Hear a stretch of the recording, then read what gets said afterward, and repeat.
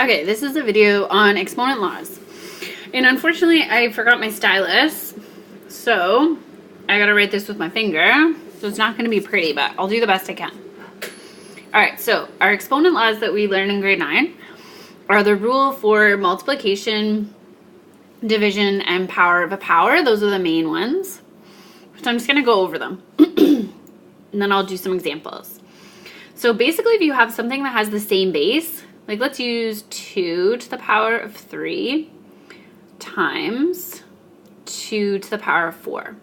Often we'll use that little dot to indicate multiplying, because then it gets less confusing when if you use an X for multiply, like a times sign, then sometimes that gets confused with the variable X. So we'll sometimes use a dot, or we could use brackets also, like 2 to the power of 3 times 2 to the power of 4. So there's different notations, and you should be familiar with all of them because they're all fine to use.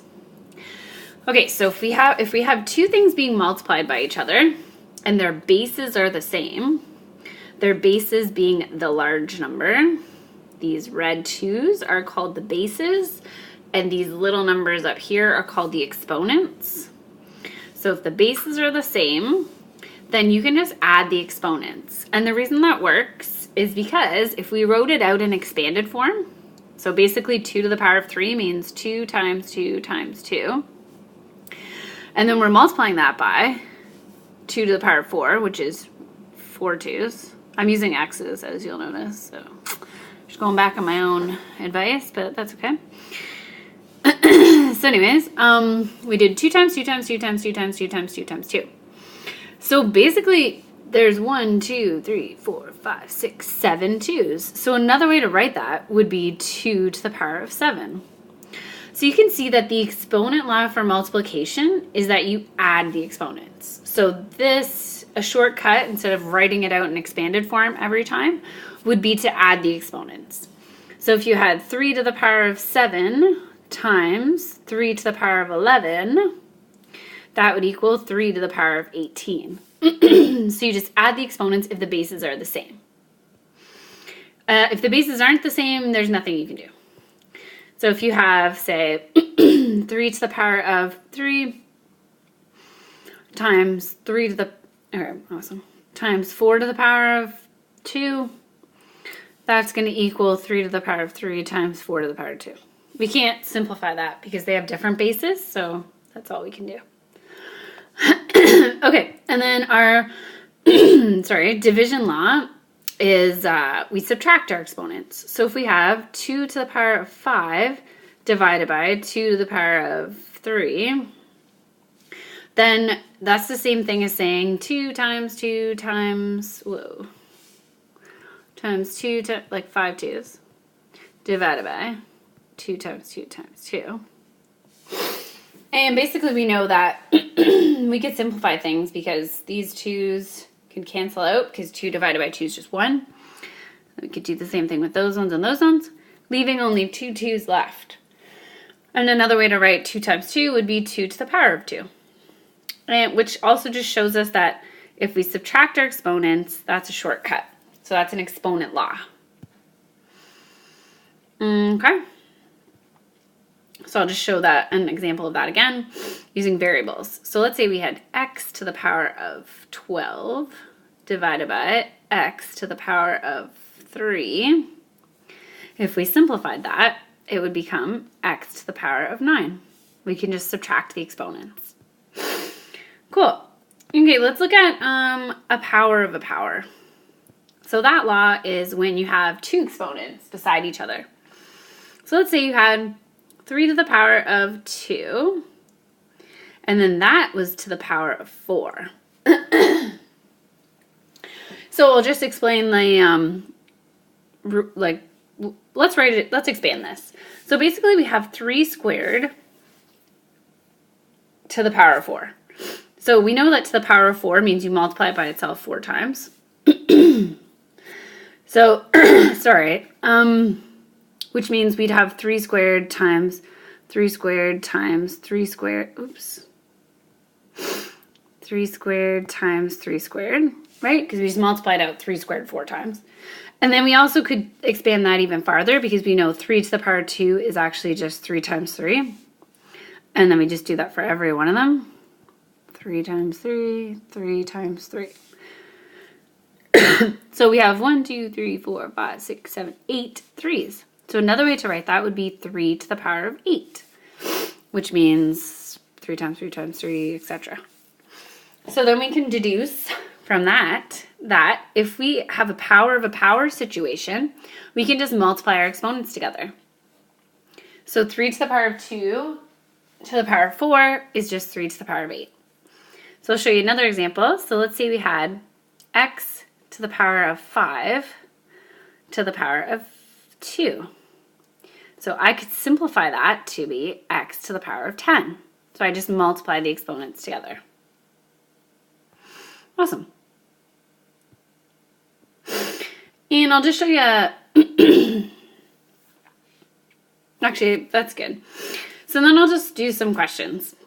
So let's say we had 2 times x squared y to the power of 3, and everything was to the power of 4.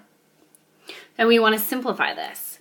And simplify in terms of exponent laws means kind of, you don't want multiple exponents on things. We want to get rid of brackets.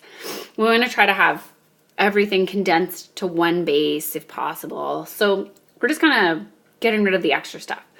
So this guy right here is holding up the brackets. So we want to get rid of those brackets. That means we have to put everything in the bracket, every term in the bracket, every number or letter, to the power of 4. So this guy, and this guy has to be to the power of 4. So I'll just write that out. So that'd be 2 to the power of 4, x to the power of, it already has an exponent 2 on it. So we know this is like a power of a power situation. So that means we have to do 2 times 4. So it'd be x to the power of 8, and y to the power of 12. And then if I wanted to simplify that a little farther, I know 2 to the power of 4 is actually 16, x to the power of 8, y to the power of 12. So that would be our final answer. So I simplified it as much as I can. Okay, let me do another example. My kids are about to walk in the door, so sorry if it gets crazy. Okay. Let's say we had x squared times y to the power of 3, and then in another bracket we'll have x to the power of 10, y to the power of 4, all divided by x squared y. And we want to simplify that giant expression.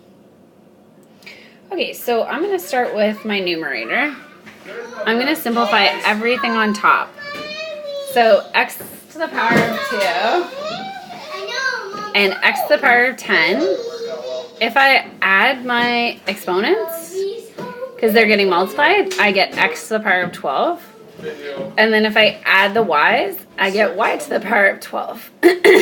So that's the top simplified. Oh gosh, I can't add.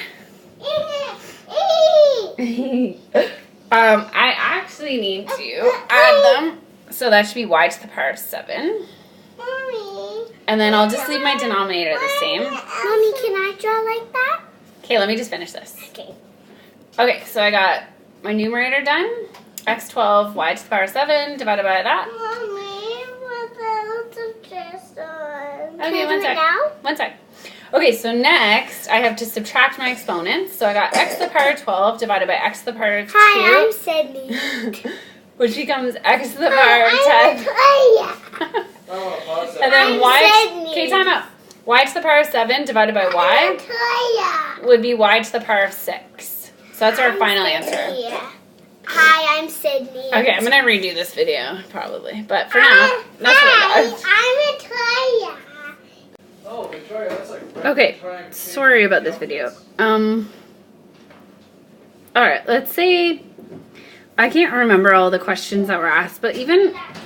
Let's use some numbers, too. So let's say you had 5 to the power of 4 times 5 times 5 to the power of 7.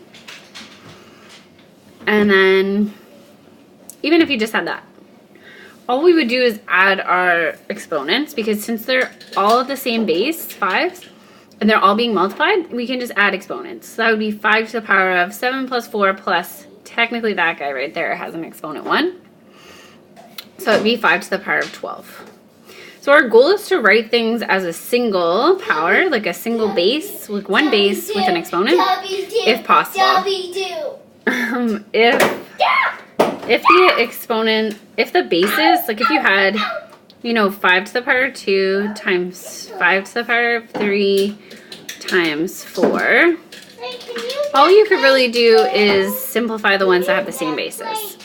So for example, this would be 5 to the power of 5 times 4. Yeah, can you give me 1 second? So then that's all you could simplify it to. If we have to do negative exponents, I'll cover that in another video. But these are the basics for exponent laws. I hope that helps a little bit, but I'll get another video for you guys later.